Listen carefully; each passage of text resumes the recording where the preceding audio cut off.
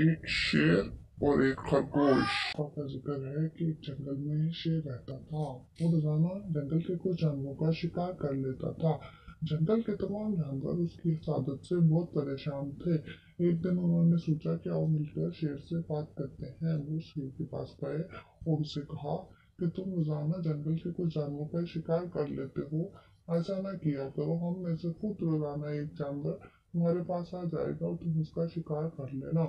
शेर जानवर की ये बात मान गया और इस तरह कुछ दिन गुजरते गए और शेर एक एक करके कुछ जानवरों का शिकार करता रहा। एक दिन खरगोश की बारी थी। वो शेर के पास जा रहा था कि रास्ते में उसे एक कुआं नजर आया। उसे एक मंसूबा सूझा।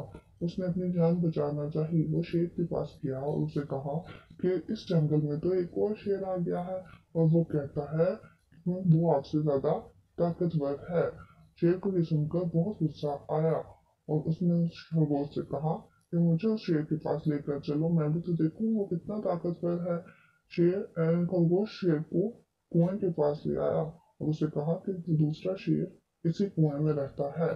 शेर ने जब पानी में अपना अक्स देखा तो उसे लगा कि यह दूसरा शेर है। उसने कुएं में छलांग लगा दी और डूबकर मर गया। इस तरह खरगोश ने न सिर्फ अपनी जान बचाई बल्कि दूसरे जानवरों की भी जान बचा ली।